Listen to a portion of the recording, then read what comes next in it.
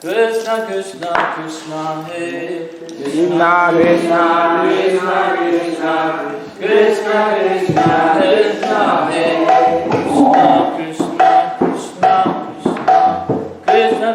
Krishna Krishna Hare Krishna Krishna Krishna Krishna Krishna Krishna Krishna Hare Krishna Krishna Krishna Krishna Krishna Krishna Rama Krishna Krishna Krishna Krishna Krishna Krishna Rama Krishna Krishna Krishna Krishna Krishna Krishna Pahima Krishna Krishna Krishna Krishna Krishna Krishna Vahimam Rama Raghava Rakshamam Rama Raghava Rakshamam Krishna Kesava Krishna Kesava Krishna Kesava Pahimam Krishna Kesava Krishna Kesava Krishna Kesava Pahimam. All glories to the Lord Balaram, the Supreme Personality of Godhead, the brother of Shri Krishna, the first expansion of Krishna.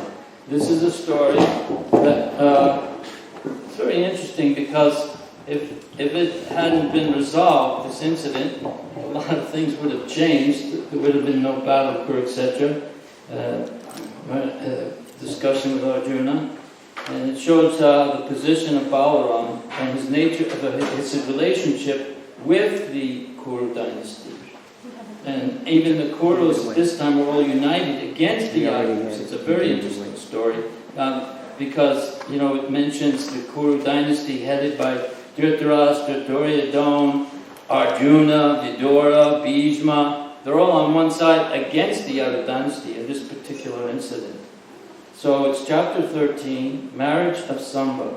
Nama Om Vishnu Padaya Krishna Prasthaya Bhutale Srimati Bhaktivedanta Swami Iti Namade Namaste Saraswati Devi Gauravani Pacharya Nivasesha Sunyavadi Paskitare Chodani. Duryodhana, the son of Dhritarashtra, had a marriageable daughter by the name of Lakshmana. She was a very highly qualified girl of the Kuru dynasty, and many princesses wanted to marry her. In such cases, the Swayamvara ceremony, the Swayamvara ceremony, is held so that the girl may select her husband according to her own choice. In Lakshmana's Swayamvara assembly, when the girl was to select her husband, Samba appeared. He was the son of Krishna by Jambavati, one of the chief wives of Lord Krishna. This son of Samba is so named because he was a very bad child, and he always lived close to his mother. The name Samba indicates a son who is very much his mother's pet. Amba means mother, and Sa means with. So this special name was given to him because he always remained with his mother. He was also known as Jambavati Sutta for the same reason, means son of Jambavati. As previously explained, all the sons of Krishna were as qualified as their great father, Lord Krishna. Samba wanted the daughter of Duryodhana. This is the daughter of Duryodhana. Lakshmana, although she was not inclined to have him. Therefore Samba kidnapped her by force from the Swayamvara assembly. Because Samba took Lakshmana away from the assembly by force, all the members of the Kuru dynasty, namely Dhritarashtra, Bhishma, Vidura, Urjahan, and Arjuna, thought it an insult to their family tradition that the boy Samba could possibly have kidnapped their daughter. All of them knew that Lakshmana was not inclined to select him as a husband, and that she was not given the chance to select her own husband. Instead, she was forcibly taken away by this boy. Therefore, they decided that he must be punished.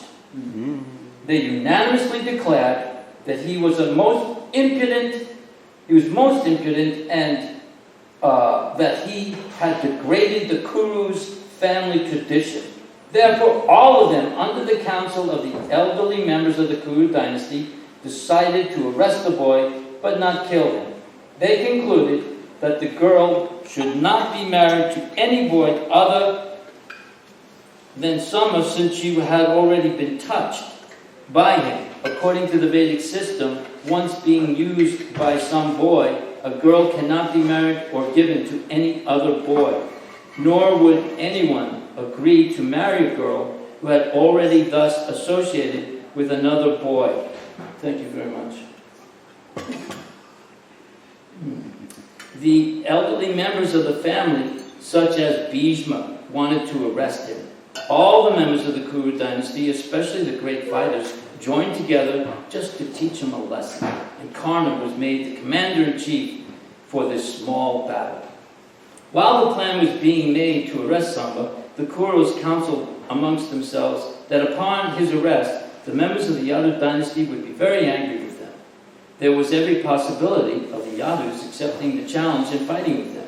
But they also thought, quote, if they came here to fight with us, what could they do? Krishna and Balaram, I don't know. The members of the Yadu dynasty cannot equal the members of the Kuru dynasty, because the kings of the Kuru dynasty are the emperors, whereas the kings of the Yadu dynasty were able to enjoy their land properly. The Yadu dynasty are able to enjoy their land property. The Kurus thought, if they come here to challenge us because their son was arrested, we will nevertheless accept the fight. All of us will teach them a lesson, so that automatically they will become subdued under pressure, as the senses are subdued by the mystic yogic process pranayama. In the mechanical system of mystic yoga, the airs within the body are controlled, and the senses are subdued and checked from being engaged in anything other than meditation upon Lord Vishnu. After consultation and after receiving permission from the elder members of the Kuru dynasty, such as Bhishma and Dhritarashtra, 6 great warriors, Karna, Sala, Shala, Bhuriswara, Yagnaketu, and Duryodhana, the father of the girl, all Maharathis, and guided by the great fighter Bhishma Dev, attempted to arrest the boy Samba. There are different grades of fighters, including the Maharathis, Ekarati, and Rati, classified according to their fighting capacity. These Maharathis could fight alone with many thousands of men, all of them combined together to arrest Samba. Samba was also a Maharathi, but he was alone and had to fight with 6 other Maharathis. Still, he was not deterred when he saw all the great fighters of the Kuru dynasty coming up behind him to arrest him. Alone, he turned towards them and took his nice bow, posing exactly as a lion stands adamant in the face of other animals. Karna was leading the party, and he challenged Samba. Why do you flee? Just stand, and we shall teach you a lesson. When challenged by another Kshatriya to stand and fight, a Kshatriya cannot go away. He must fight. Therefore, as soon as Samba accepted the challenge and stood alone before them, he was overpowered by showers of arrows thrown by all the great warriors. As a lion is never afraid of being chased by many wolves and jackals, similarly, Samba, the glorious son of the Yadu dynasty, endowed with inconceivable potencies as the son of Lord Krishna, became very angry at the warriors of the Kuru dynasty for improperly using arrows against him. He fought them with great talent. First of all, he struck each of the 6 charioteers with 6 separate arrows.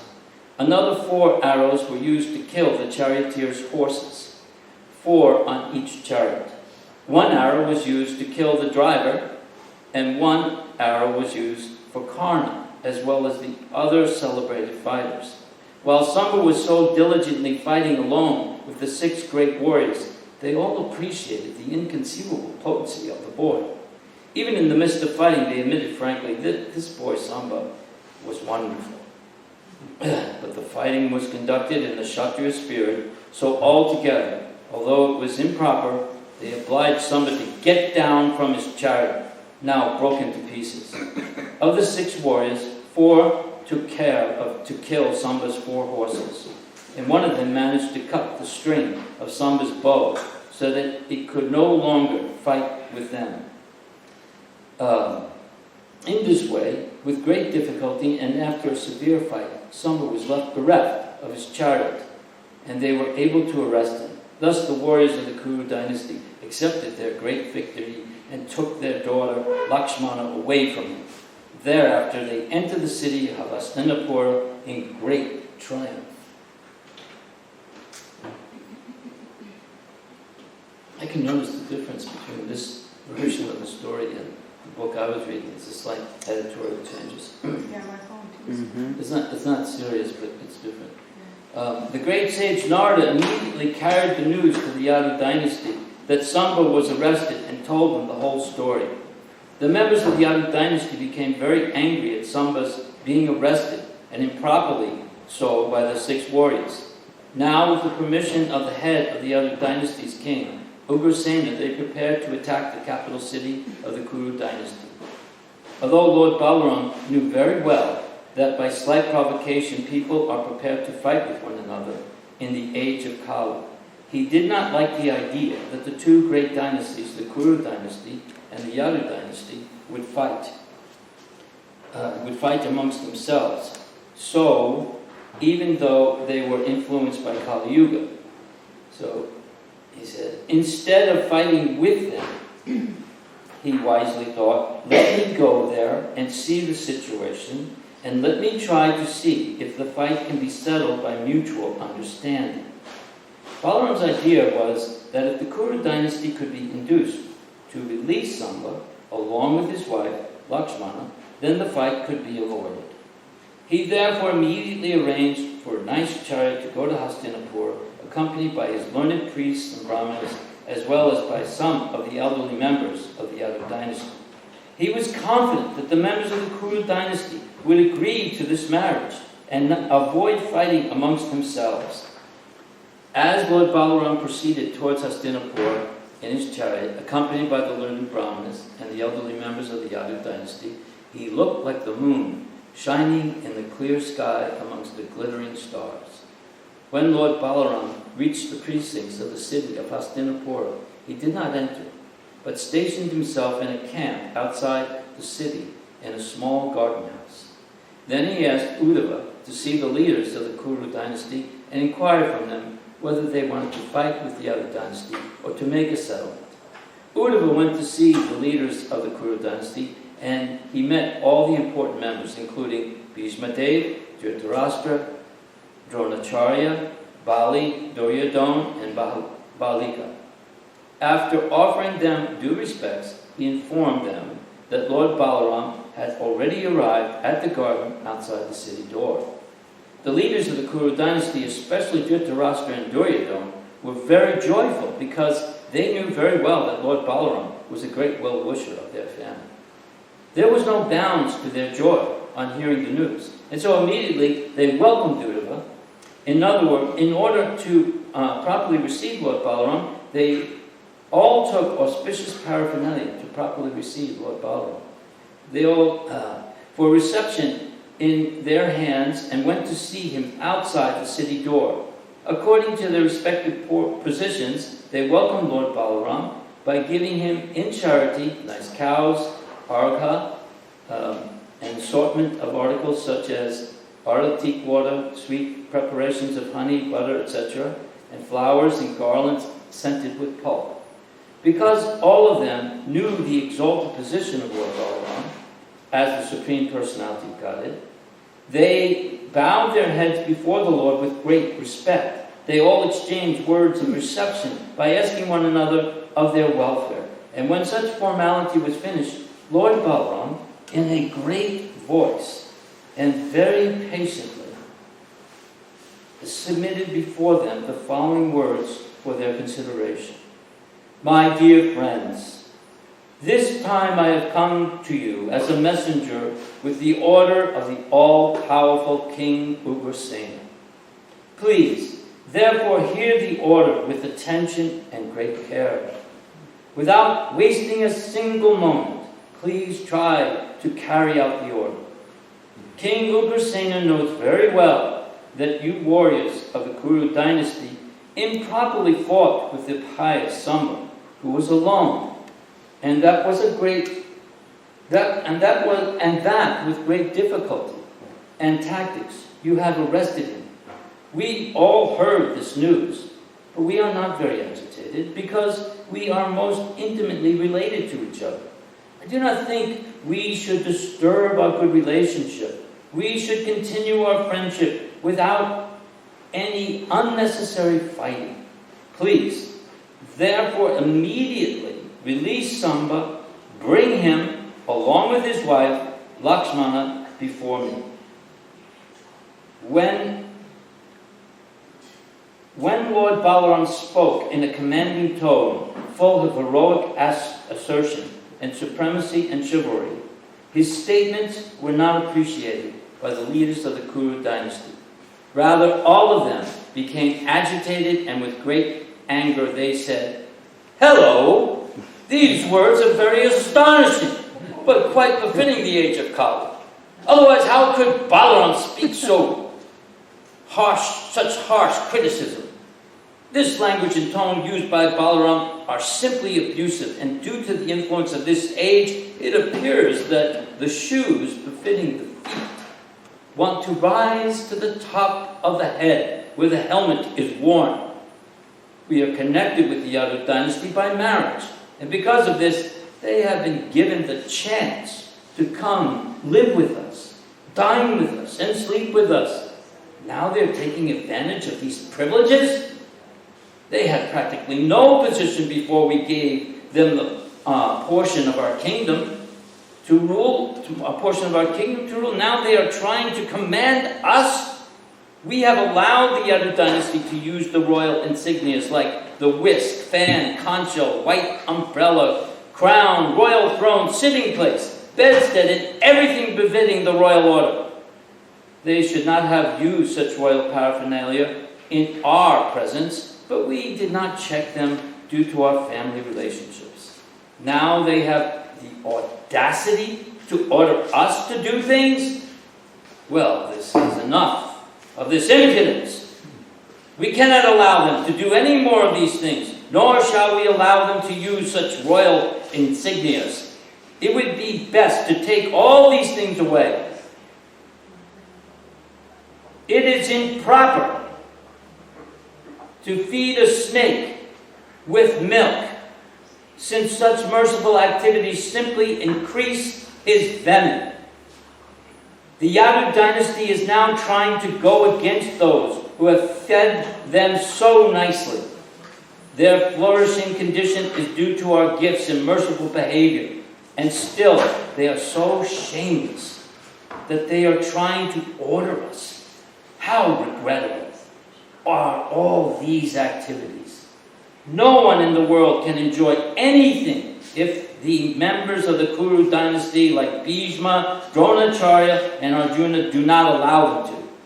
Exactly as a lamb cannot enjoy life in the presence of a lion without our desire, it is not even possible for the demigods in heaven, headed by King Indra, to find enjoyment in life, not to speak of ordinary human beings. Actually, the members of the Kuru dynasty were very puffed up due to their opulence. Kingdom, aristocracy, family tradition, great warriors, family members, a vast expansive empire. They did not even observe common formalities of civilized society. And in the presence of Lord Balaram, they uttered insulting words about the Yadu dynasty. Speaking in this unmannerly way, they returned to their city of Hastinapur. Although Lord Balaram patiently heard their insulting words and simply observed their uncivil behavior, from his appearance it was clear that he was burning with anger and was thinking of retaliating with great vengeance. His bodily features became so agitated that it was difficult for anyone to look at him. He laughed very loudly and said,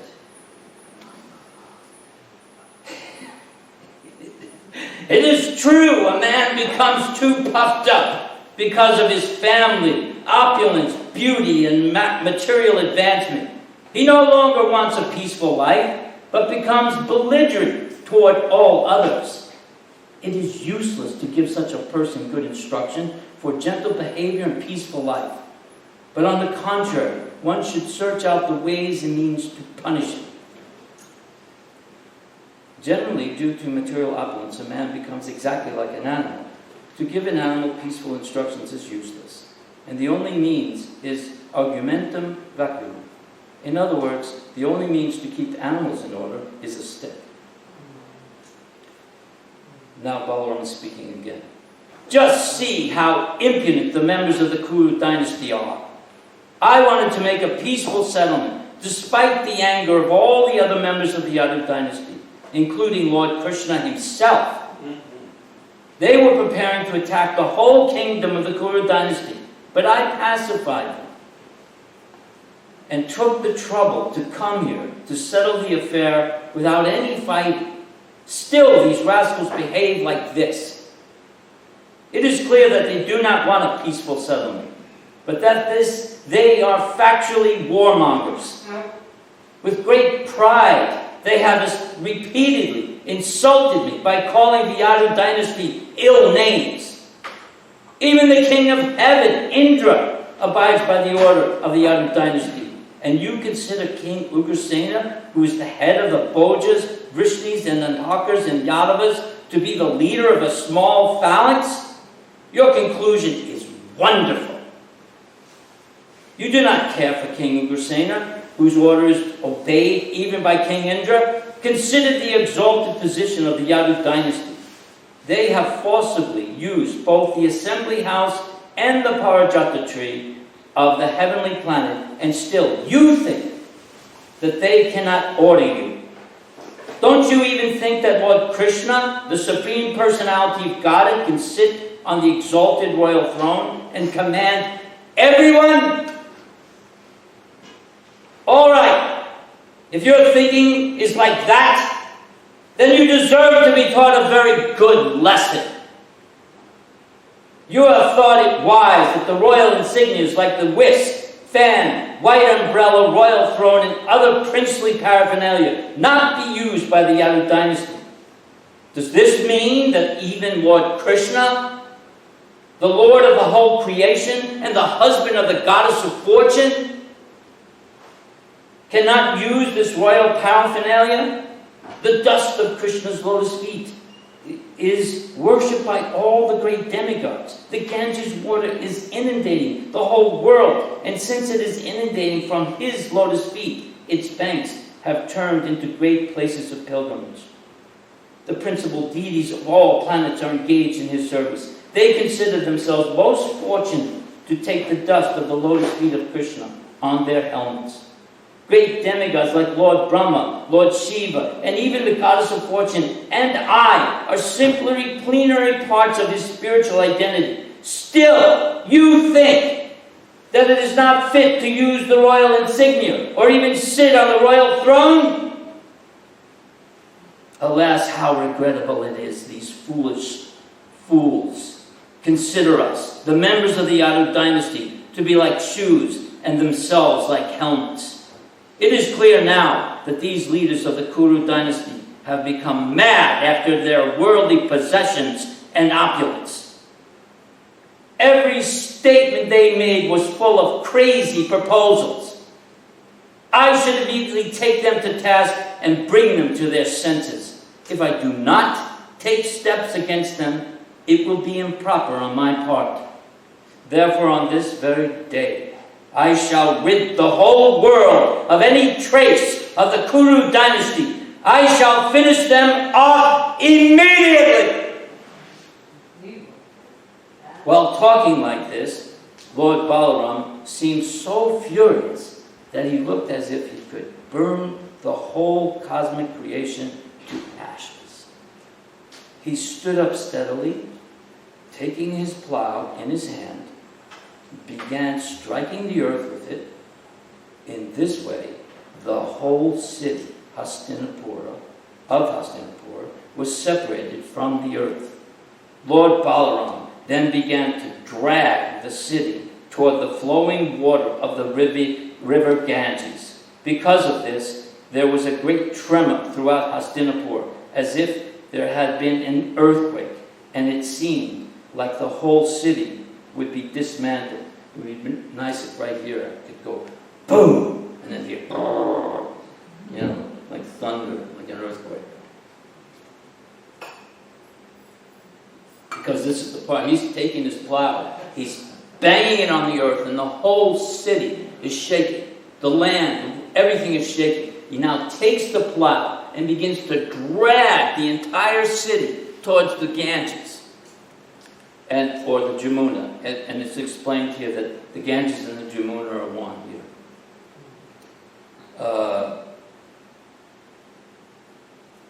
When all the members of the Kuru dynasty saw that their city was about to fall into the water of the Ganges, and when they heard their citizens howling in great anxiety, in the background you could hear,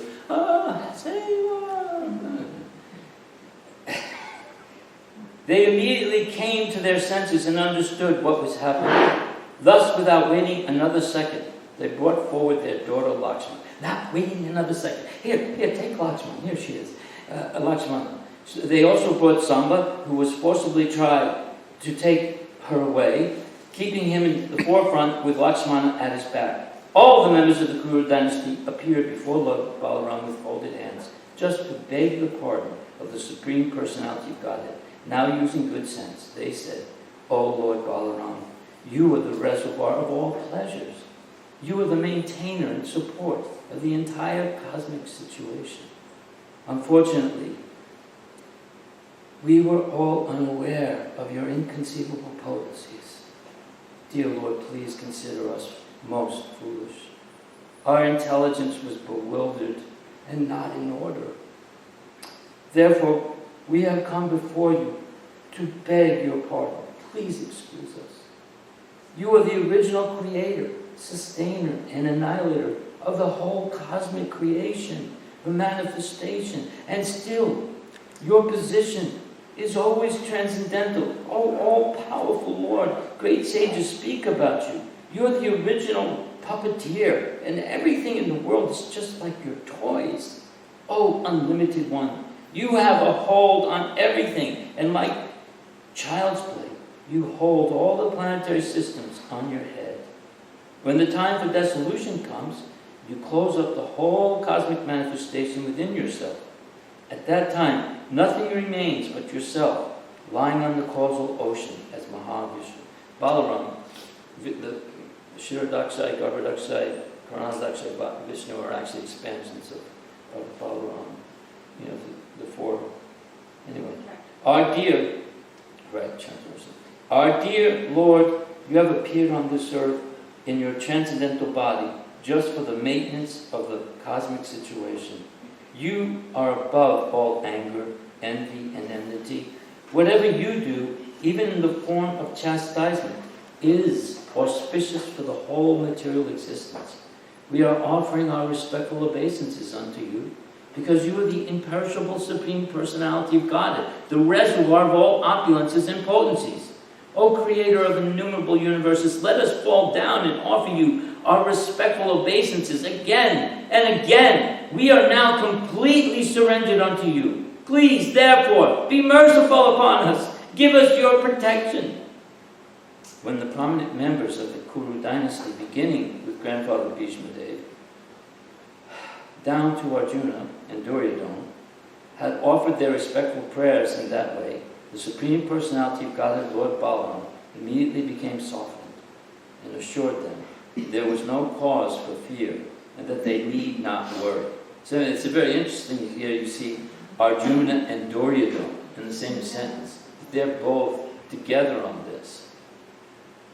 For the most part, it was the practice of the Kshatriya kings to inaugurate some kind of fighting between the parties of the bride and bridegroom before the marriage. When Samba forcibly took away Lakshmana, the elderly members of the Kuru dynasty were pleased to see that he was actually the suitable match for her. In order to see his personal strength, however, they fought with him, and without any respect for the regulations of fighting, they all arrested him. When the Yadu dynasty decided to release Samba from the confinement of the Kurus, Lord Balaram came personally to settle the matter. And as a powerful Kshatriya, he ordered them to free Samba immediately. The Kauravas became superficially insulted by this order, so they challenged Lord Balaram's power. They simply wanted to see him exhibit his inconceivable strength. You see how Prabhupada works his magic here. We think this is, he's explaining to us the actual context to understand these things. Now that's the brilliance of this Krishna book. Where was it? They simply wanted to see him exhibit his inconceivable strength. Thus, with great pleasure, they handed over their daughter to Samba, and the whole matter was settled. Duryodhana, being affectionate towards his daughter Lakshmana, had her married to Samba in great pomp. Duryodhana, married. No, the same Duryodhana. Duryodhana. I was wondering if it was Duryodhana who made that horrible speech. Yeah, they don't indicate who it was. But in my mind, I kind of thought about him. Yeah. It sounds like he was. But he's a disciple of Balaram, isn't he? Yes, he is.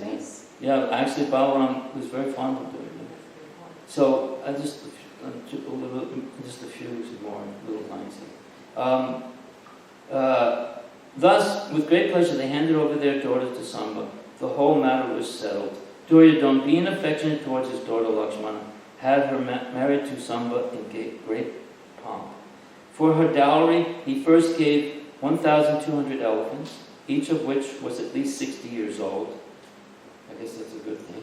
Then he gave 10,000 nice horses, 6,000 chariots, which were dazzling, just like the sunshine, and 1,000 maidservants, who were decorated with golden ornaments.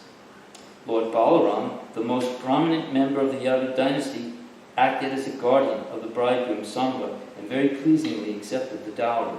Balaram was very satisfied after his great reception from the side of the Kurus, and accompanied by the newly married couple, he started towards the capital city of Dwarka. Lord Balaram triumphantly reached Dwarka, where he met with many citizens who were all his devotees and friends. When they all assembled, Lord Balaram narrated the whole story of the marriage, and they were astonished to hear how Lord Balaram made the city of Hastinapur tremble. It is confirmed by Sukadeva Goswami that the site of Hastinapur is now known as New Delhi, and the river flowing through the city is called the Jamuna, although in those days it was known as the Ganges. From the authorities like Jiva Goswami, it is also confirmed that the Ganges and the Jamuna are the same river flowing in different courses. The part of the Ganges which flows through Hastinapur to the area of Vrindavan is called Jamuna because it is sanctified by the transcendental pastimes of Lord Krishna. The part of Hastinapur which slopes towards the Jamuna becomes inundated during the rainy season and reminds everyone of Lord Balaram's threatening to cast the city into the Ganges. Thus ends the Bhaktivedanta purport of the second volume, 13th chapter of Krishna, the marriage of Samba. Balaram ki! Balaram ki! Balaram ki! I often thought that, Balaram's role is because God is supposed to be neutral. And this is my own philosophical speculation, but the way he handled the Kurukshetra war, he went off on pilgrimage, and then he comes back just in time at the end when Duryodhana and Bhima were having that battle. He didn't want to see it. And it's like he's showing that God is neutral. Krishna is taking a side, but Balaram doesn't. And he's actually favorable towards Duryodhana and the Kurus. So God, the Supreme Personality of God is neutral in all things. It's just in pastimes he behaves in different ways. Even in this pastime, he's acting. It's a pastime, and they knew it. They, as Prabhupada described, the Kshatriyas wanted to test this boy, and they wanted to also, maybe they were temporarily in Yogamaya, I don't know, but it seems to indicate that Prabhupada that they wanted to see the power of Lord Balaram. And Lord Balaram had good feelings towards them. But it's very interesting, these things, because this is a whole other side of the dynamics of the Yadus and the Kurus. If this battle had actually taken place, there would have been no Bhagavad Gita. So, anyway, I want to just thank the pujaris for really, they just outdid themselves, and all the people that worked on the flower garlands and the Manjari, Mahalakshmi helping in the background, Kaivalya and Lila Avatar, and all the flower garlands were being made, and so wonderfully. So, anyway, it was a very ecstatic festival. Thank you very much. Hare Krishna. Thank you. Thank you.